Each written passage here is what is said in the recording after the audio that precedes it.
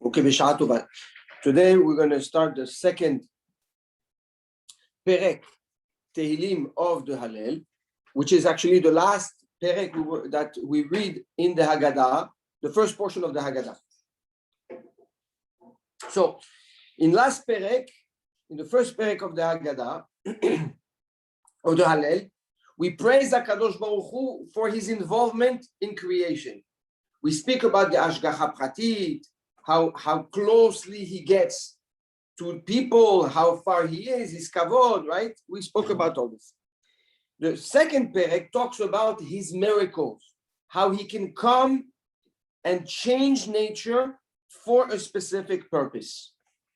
And the Pasuk says the following, Betzet Yisrael mi Mitzrayim, Bet Yaakov me'am lo'ez. Now, we will see that there is a duality. There is a repetition happening across the board of this perek. So, Betzet Israel mi Mitzrayim, when Israel came out of Egypt, Bet Yaakov, the house of Yaakov, me'am lo'ez, from the foreign people, right? From the strange speakers.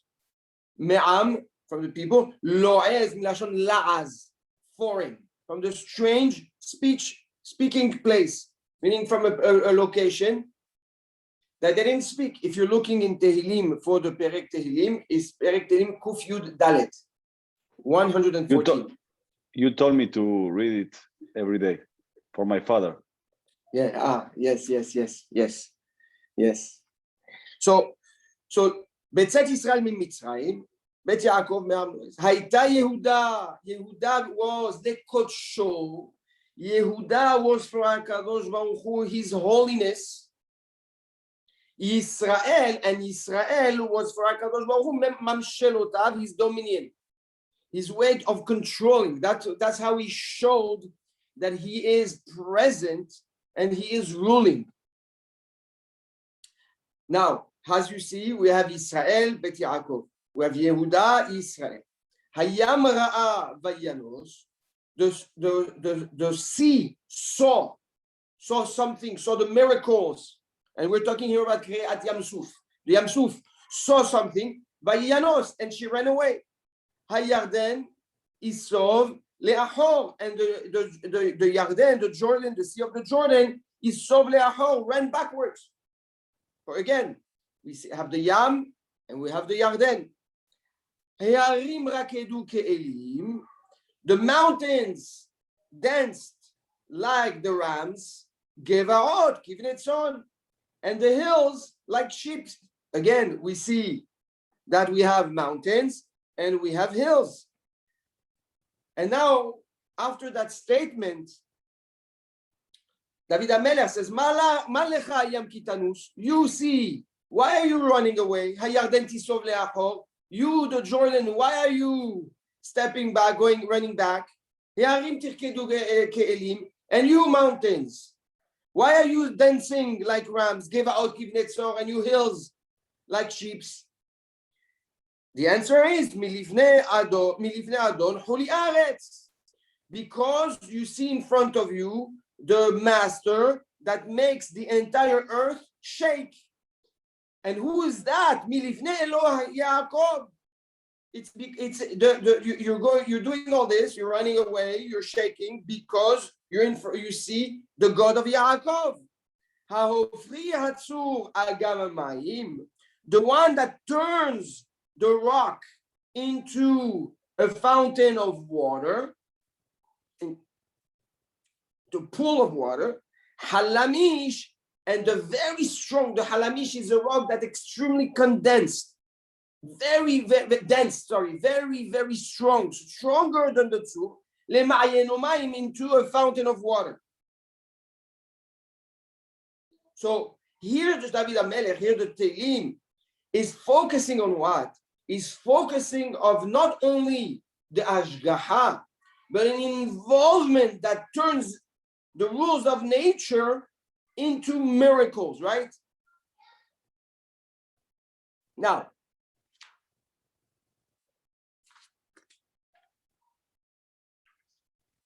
one of the obvious question is, since when you speak to domain, you speak to dead things that don't have life, right?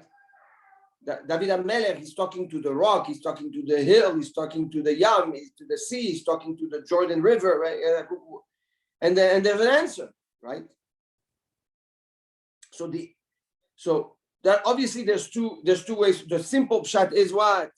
And we will see, it's a form of speech that he's talking to himself and he's presuming and projecting what they would answer. And the other pshat is he's talking to the essence of what keeps them real and creative. And this is what those malachim answer to him. The malach in charge of the sea, the malach in charge of the mountains. That's their answer. Meaning, this is what nature responds. This is not just a philosophical thought. This is mamash what the nature will respond or did respond.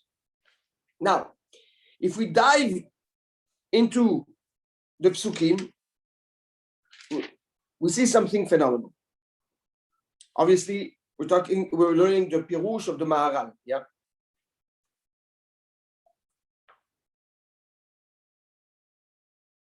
We know that Am Yisrael has two names. You have the name of Bet Yaakov, and you have the name of Israel. Bet Yaakov is the nation. When we refer to Am Yisrael as Bet Yaakov, we're referring to a nation like every other nation. When we talk about Israel, we talk about the wife of HaKadosh Baruch Hu. We talk about the protégé of HaKadosh Baruch Hu. When we talk about Yehuda, we talk about kingdom, right? Yehuda was awarded the title, the keter, the crown of the king. And we know that the true definition of malchut, of a king, is what was given to Yehuda, right?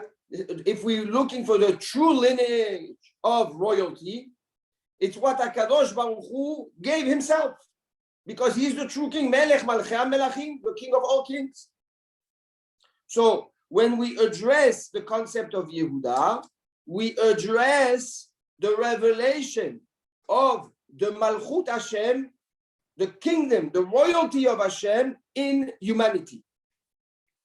Yes. You said it has two names, and now we have three. No, I'm saying. Am Israel has two names, Bet Yaakov and Israel. But when we refer to Yehuda, Yehuda represents the Malchut in humanity, not a name of, not a title of Am Israel. I'm going through the names or through the terms that the Tehillim is using to identify Am Israel, right? So we have Israel, we have Yehuda, and we have Bet Yaakov. Now, Yehuda is not a name of Israel. It's referring to Malchut, to the royalty that HaKadosh Baruch Hu shared with humanity.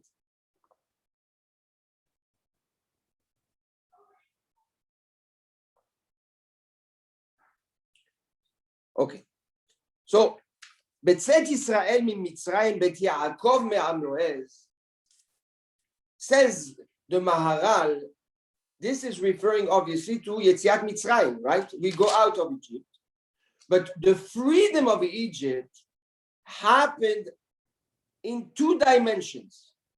The Israel came out of Egypt, meaning the tzura, the ruhaniyut, the spirituality, the mind, the freedom of mind, the freedom of the neshama got out of Egypt, and Bet Yaakov, and the body with everything that it has in it, me'am lo'ez, from from a strange language, from a foreign country.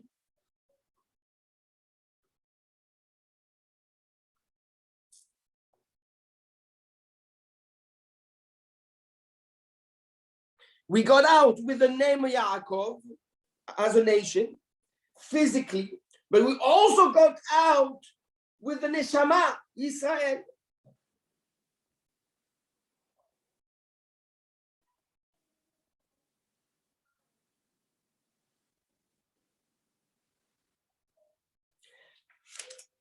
הייתה יהודה לקודשו. Now, says the Maharal, why does it say הייתה יהודה לקודשו? הייתה is feminine. Haya is masculine. Yehuda is masculine. So why do we say הייתה יהודה לקודשו? Yehuda, she was his Kedusha. It should be Yehuda, he was, right? Haya Yehuda.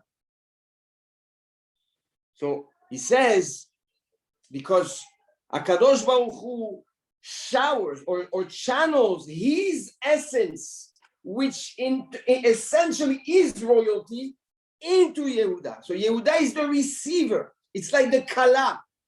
The woman receives from her husband. Yehuda receives the Malchut from HaKadosh Baruch Hu. So this is what is hinted in the word Hayita. Yehuda became a receiver, lekodsho, in order to sanctify the name of HaKadosh Baruch Hu.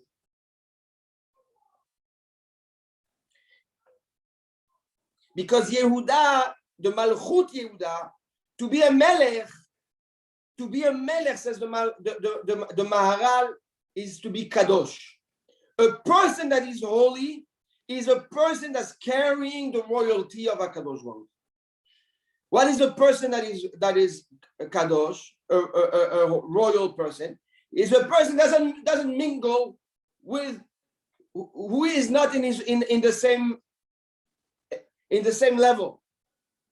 When you don't mingle, right? A king cannot go, and the prince cannot go and start walking the markets with mundane people. He's not going to go to a pub and drink with the people of the street.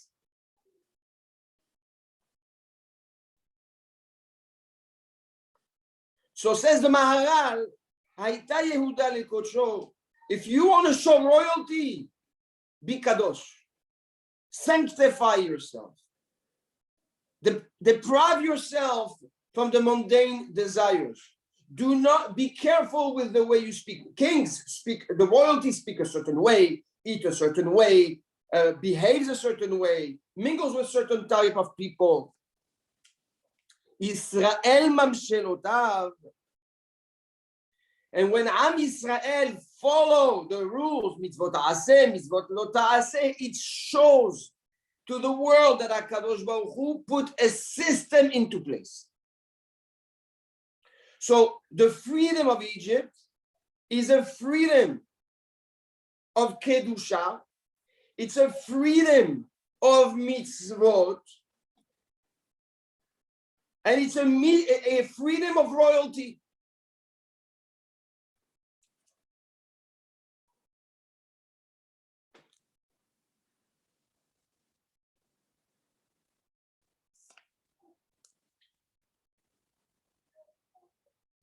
Hayam Ra'ah, this is the first portion. So what do we identify here? We identify essentially that we represent the Kedusha of Hashem.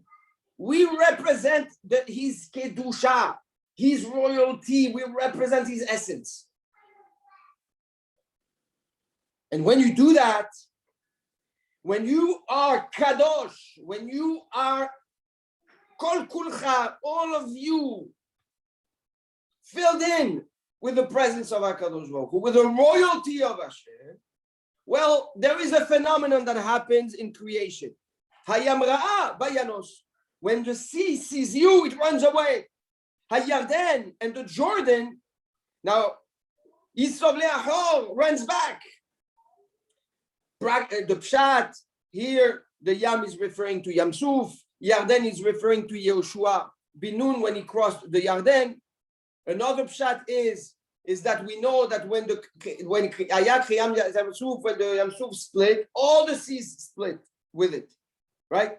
So or it's referring, Pshat, two events. One event, Yetziat Mitzrayim, another event, Knisa of Yehoshua Eretz Israel. Or it represents one event, Kriyat Yam Suf, and referring that not only the Yam Suf split, but all the waters that split. Okay. Says the Maharal, how come the Midbar didn't split? We went into Egypt. Says the Maharal, how come the sand didn't open? We see water splitting. So what's the difference between water splitting or sand splitting? It should have opened, and we have a beautiful road, all paved.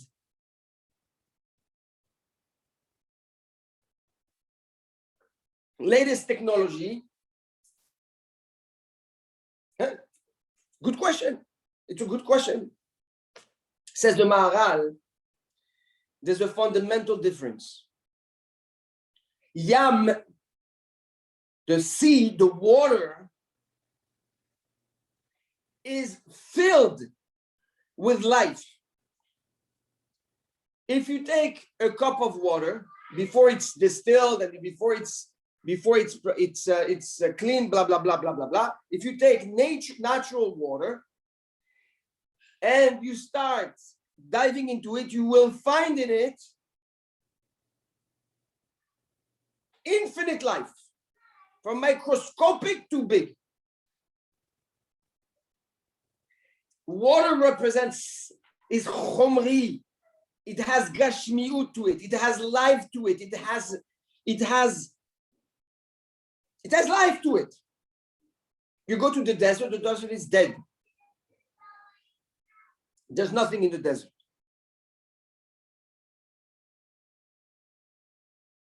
So water represents chomiyut, represents physicality.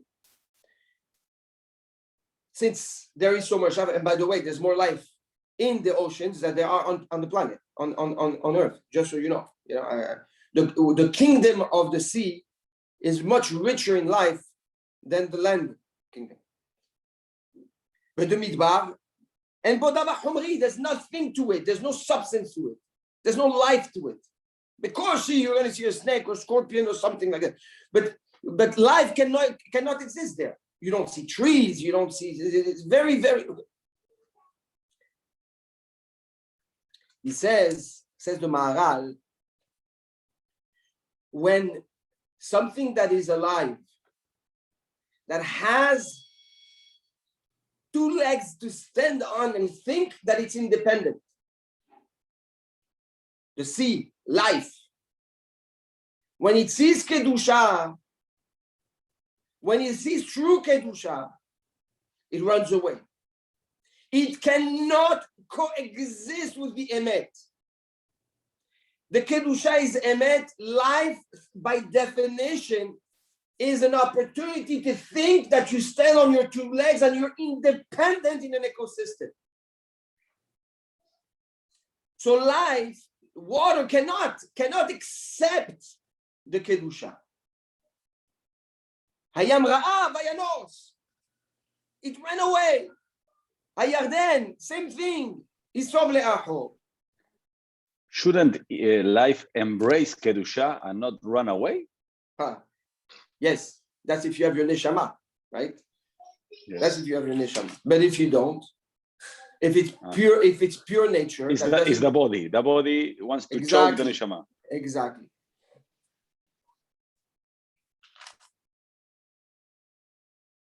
Therefore, says the Maharal, when Am Yisrael were in front of water, or they were in front, we will see, of mountains and hills, nature cannot coexist and stay the same in front of the Kedusha. But in the desert, where there is no sign of life, it's a clean canvas. The Torah resides, is given. Am Yisrael will be there 40 years, no problem, because it's a canvas, it's a platform that is ready to accept the Kedusha. Says the Maharal, when you want to create coexistence with HaKadosh Baruch Hu, you cannot coexist.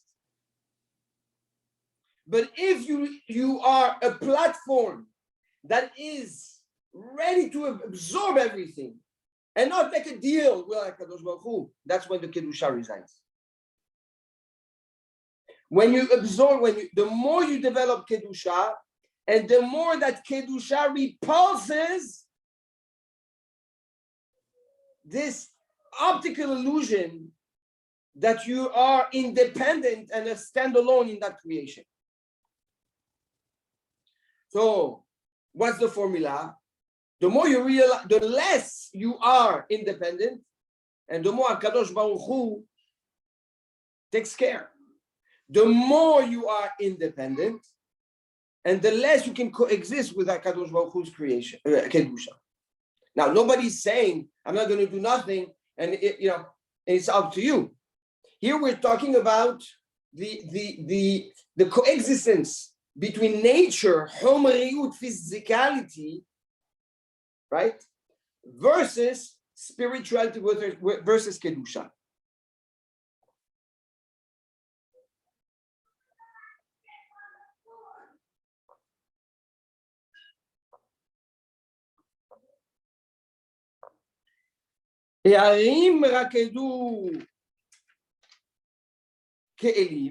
The mountains shook, right? Danced like the rams, gave out kivnetzon, and the hills like sheeps.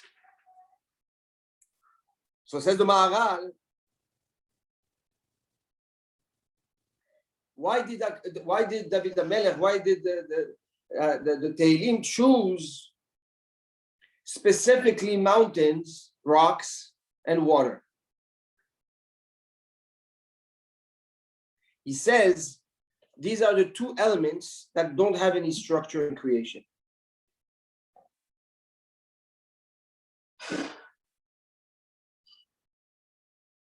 What does it mean, structure? There's no structure to it. There's structure to water.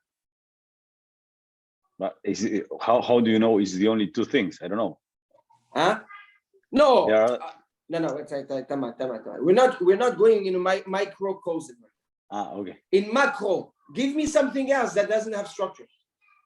Trees have structure. Animals have structure.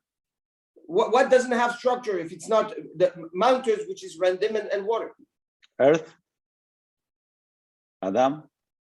Is this earth? Yes, but earth and very good. Earth and mountains. Mountains are made of earth, and that's and bravo. I mean, the Maharal himself brings the midrash that says that HaKadosh Baruch Hu took dust, earth, from what that was under his kisei hakavod, whatever that means, under his throne, and he sparkled the planet, and that's what created land. Yes, this is what we're referring to.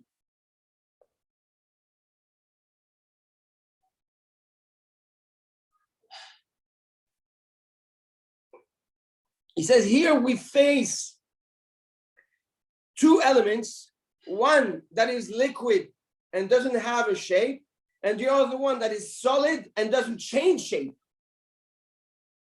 You have absolute rigidity and absolute agility. Both of them cannot stand in front of the Kedusha. You can have a person that is always like slippery, people, they tell you something, they change all the time. Everything you say, there's something else. Boom, and you're like, I can't get a hold of the guy. He's too slippery. We know a lot of people like that, right? When they stand in front of Kedusha, they cannot. And if the guy is stubborn like a rock, he's not moving, you can't budge the guy. Also, in front of Kedusha, it doesn't stand. I said in last week's parasha, we know we read the famous Maaseh of Moshe Rabbeinu. He hit the rock twice, Hashem told him, speak to the rock. So there's a lot of Pirushim, the Rambam, the Ramban, the Rabbeinu Hananel, the Ibn Ezra. The Ramban makes a summary of most of them. And they all come with a Pirush, right? So I said the Pirush, the following. Based on one question, and it's very apropos to what we're learning right now. ודיברתם אל הסלע. Hashem tells Moshe Rabbeinu, you will speak, take your mate, and you will speak. קח את המטה, כן? ודיברתם אל הסלע, and you will speak to the stone. And what does Moshe do? He hits the stone. So the obvious question is, what's going on here? You don't follow the simple procedure. There's a protocol. He says, speak to the stone, and you hit the stone.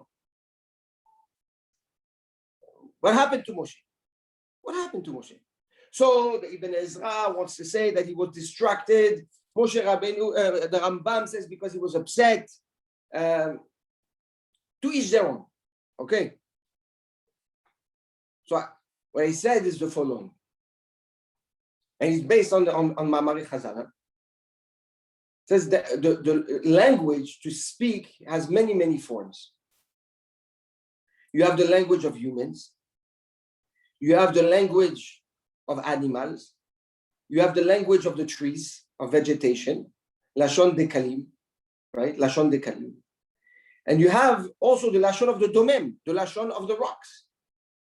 How does rock speak? You bring them together and you make a noise, right? Domem, something that is steady, that doesn't have life, you bring it together and it speaks.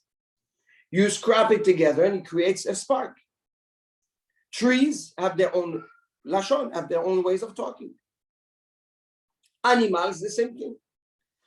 So when HaKadosh Baruch Hu tells Moshe Rabbeinu, take your stick and you will speak to the Selah, you will speak the lashon, speak the language of the stone. And what is the language of the stone? To bring two things together. You tell me to take the stick and you tell me to speak to the stone, so I have to bring the stick and the stone together. That was the understanding of Moshe Rabbeinu when Hashem tells him, "V'dibartem." Now, the other question is, okay, you didn't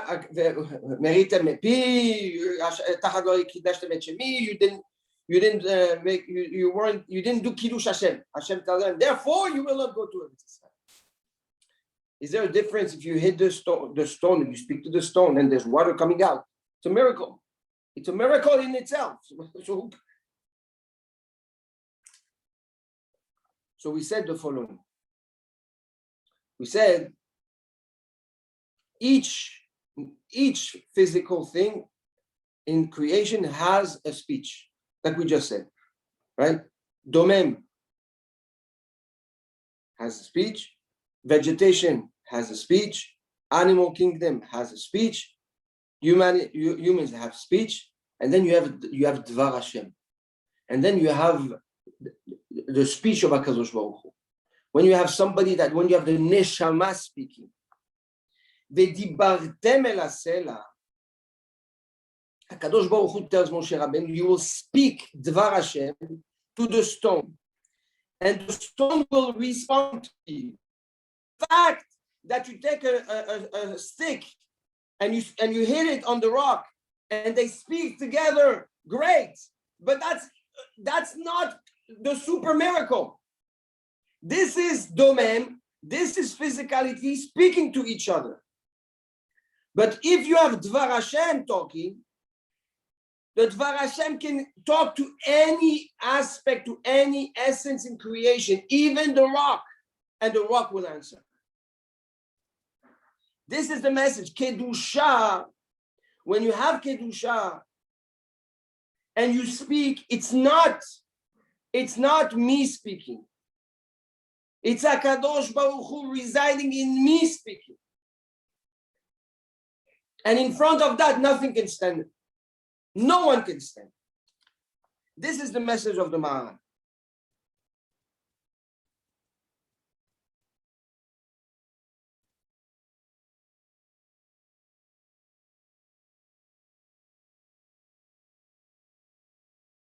And he says, the reason that we had so much kedusha when we left Egypt is because HaKadosh Baruch Hu himself took us out of Egypt.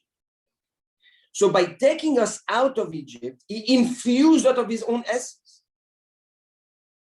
So when we stood in front of the sea cannot stand, opens. The mountains around us all shaking, the hills all trembling. Says the Maharal, here we see the power of being kadosh. Not only that you represent HaKadosh Baruch Hu and he resides in you, but nothing and no one can stand before you. And that's the question. You, the sea, why are you fleeting? And you, the Yarden, why are you running away? And you mountains, why are you shaking and dancing like the rams? And you hills, why are you shaking like sheep? You know why? You're reacting because you see the master that makes the world tremble. Milifnei Eloah Yaakov, and who is that? The God of Yaakov. You're trembling, you're reacting to Elokei Yaakov. Now, it's not Elokei Israel, it's Elokei Yaakov. Ma Kavana, says the Maharal, when we got out of Egypt and we were infused from that Kedusha, we didn't leave the Kedusha on a Neshama level. We brought it down, like we learned in Shir HaShirim, we brought it down to the level of Yaakov. And that's when everything started to move in nature. Because if you leave the Kedusha in the world of spirituality, then okay, so it exists in the world of spirituality, but it does not impact the world of physicality. It's only once you infuse your world of physicality with your spirituality that spirituality has an impact on the world of physicality. That's me. Milifnei Elohei Yaakov. Now, what's very interesting is the word holi. Milifnei Adon holi aretz. Holi means to tremble, but it also comes from the word mahol. Mahol, and Atid HaKadosh Baruch Hu la'asot mahol hatzadikim. Mahol, it means to dance. Is when you have people making a circle and dancing in circle. And it also means to be yotzer, to create. So it's interesting. We have the definition of creation. We have a definition that means to fear, to tremble. And we have a definition of holi that means mahor, that means to dance. So it's opposites, right? Dancing and trembling. So the pshat, it says in Tehillim, in Gilu bir'ada, you have to be happy with fear by trembling. The pshat is HaKadosh Baruch Hu is with us, a source of awe and fear, because we fear, we're in awe of HaKadosh Baruch Hu's greatness, but we're also dancing with HaKadosh Baruch Hu. If we understand, we're in love with HaKadosh Baruch Hu. If we understand how nature behaves with us and how we behave with nature, then we dance with nature. We don't have to be afraid of nature. And this is the Yitzur, this is the creation. Milifnei Adon huli aretz, HaKadosh Baruch Hu creates and gives the ability or to fear nature, to fear time, to fear animals, to fear the unknown or to dance with it.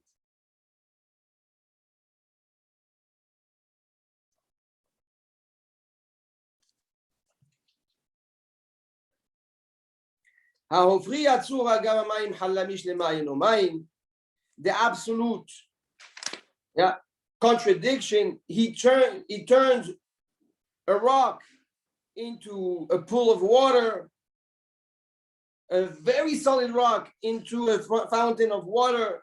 He takes solid, turn it into liquid, liquid, turn it into solid. And this is exactly the outcome of the Kedusha.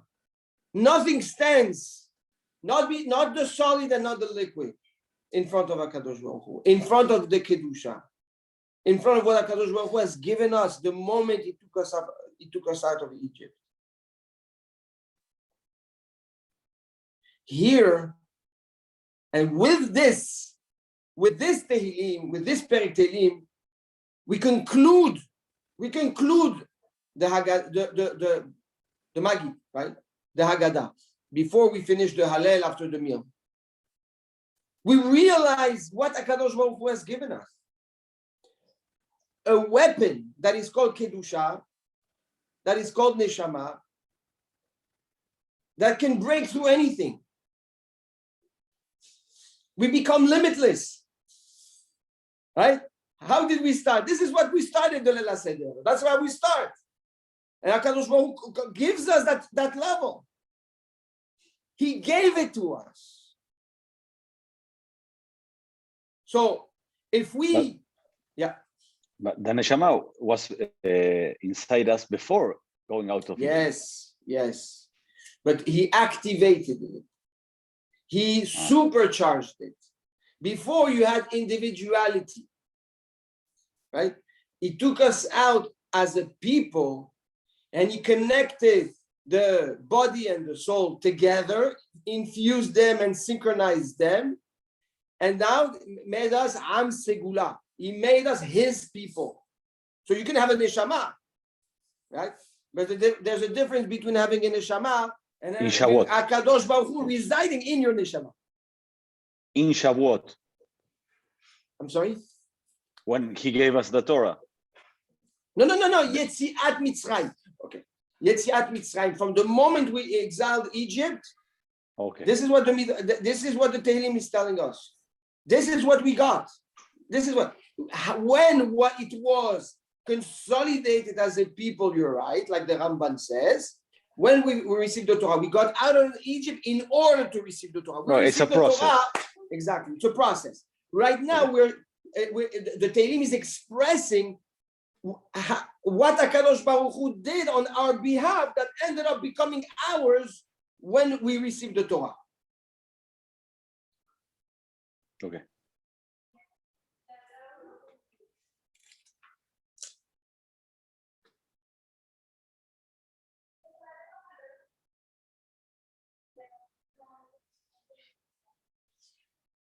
So, just to finish,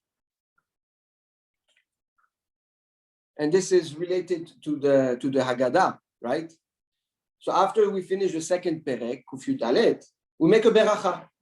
Baruch Ata Hashem Elokeinu melech haolam asher ge'alanu. He saved us. V'ge'al et avotenu, and he saved our forefathers from Egypt. And he brought us to here. Blessed you are to eat from matzah, marom. Ken Hashem Elokeinu, and when we ask Hashem, please Hashem, bring us to more holidays. In peace, semechim, happy bebinyan eirach, with the reconstruction of the Bet HaMikdash, serving you in the Bet HaMikdash, and let us eat. V'nochal sham min hazevachim min hapesachim. We will eat zvachim and pesachim. Zvachim is korban hagiga. Pesachim is korban pesach. Asher yagia daman al kirchav leratzon, and we'll serve you and throw the blood on the wall. V'nodeh lecha shir hadash. And we will thank you for the absolute redemption of the Geulah. Baruch Ata Hashem Ga'al Yisrael. Thank you, HaKadosh Baruch Hu, that saved us that saved us, Israel. Ga'al Israel, who saved us from in the past. Here, so just so you know, there is a mahloket between Rabbi Tarfon and Rabbi Akiva. If you look at the structure of the beracha, we start with Baruch Ata Hashem, Elokeinu melech haolam asher ge'alanu ve'ga'al et avotenu. That's in the Haggadah. And we finish the beracha, Baruch Ata Hashem Ga'al Israel. Okay. Rabbi Tarfon says no. It's a small bracha. You share Baruch Ata Hashem asher ge'alanu ve'ga'al et avotenu miMitzrayim. That's it. You don't finish with another bracha of Baruch Ata Hashem Ga'al Israel. Rabbi Akiva says no. You have to make the long beracha. You have to start with Baruch and finish with Baruch. For example, when we say Baruch She'amar ve'haya olam, we start with Baruch and we finish with Baruch. Right? Yotzer HaMeorot, we start Arbit. Baruch Ata Hashem. Amar Aravi, Baruch. Right? So he says, when you make one bracha, you have to know. There's a klal. When you make one bracha, the birkat haroda'ah. You're blessing HaKadosh Baruch Hu and praising Him when there's only one Baruch. When you make a bracha where you have two Baruch, meaning it starts with Baruch and it finishes with Baruch, it's bakasha. You're asking Him for something. Ritzui. You want Him to have more ratzon, to have more will and desire towards you. So what do? Chachamim decided that we will say both nuschaot. We will say the nusach. We will say what Rabbi Tarfon said, but in a structure of beracha that Rabbi Akiva had. So we start with Baruch and we finish it with Baruch in our Haggadah, which goes along with the opinion of Rabbi Akiva. So when we say that Baruch, we're asking HaKadosh Baruch. We're asking Him. We tell Him, please bring us to the Geulah Shelema. Now, what's interesting, if you look at the formula, the words, we say Baruch Ata Hashem Elokeinu Melech Haolam, Asher Ge'alanu, bless you Hashem, who saved us, Ve'ga'al et avotenu miMitzrayim, and saved our forefathers from Egypt. It should be the other way around, right? First, He saved our forefathers from Egypt, and then he said, and along that He also saved us. Now, if you look at the praising that we say right before the Hallel, לפיכך אנחנו חייבים להודות, להלל, לשבח, לפאר, לרומם, right before the Hallel. למי שעשה לאבותינו ולנו. There we say לאבותינו and then we say לנו. But here we say לנו, גאלנו וגאל אבותינו. So the pshat is the following. Chachamim come to teach us that when you address the Yetziat Mitzrayim, Vadai, it starts in terms of historic events. It starts with our ancestors. But when you praise for the redemption, who is closer to the final redemption? Us. So you cannot base the final redemption by starting backwards. So first you acknowledge that you are part of the redemption, and only then you can say, and it started then. So in that beracha, we bless HaKadosh Baruch Hu, and we ask HaKadosh Baruch Hu, let that freedom that I just praised you for in the Hallel be part of my redemption. I need to be free. HaKadosh Baruch Hu, I need to be Kadosh. I need to be with you. I need to serve you. This is the peak of the Haggadah. Baruch Ata Hashem Ga'al Yisrael, I bless you, HaKadosh Baruch Hu, God that saved Israel. Once again, we're just saying thank you for taking us, for saving us and saving our forefathers. But when we make the bracha, thanking for saving us in the past, we should be saying Baruch Ata Hashem Goel Israel. We should say thank you for saving us now. The pshat is that being free and being saved is not about me. It's not about a generation. It's not about a specific time. It's a process. We've been saved since then. The Geula is not starting with me. The Geula is a process that has started for a very long time.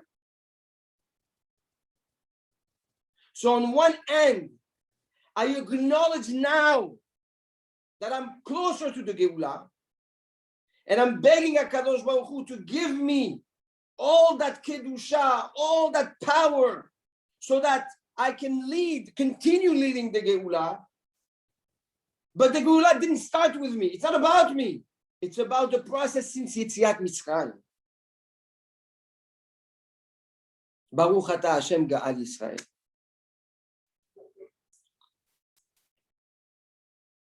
And we finish with Baruch Ata Hashem Borei Peri HaGefen. Right? This is the second cup of wine that we drink to conclude the praising, the shvach, right, of the Magid, of the Haggadah, and then start the next, the next step is Rohza, which we will discuss. We will go back to Bli Neder after we finish the Hallel. Tov. Beautiful.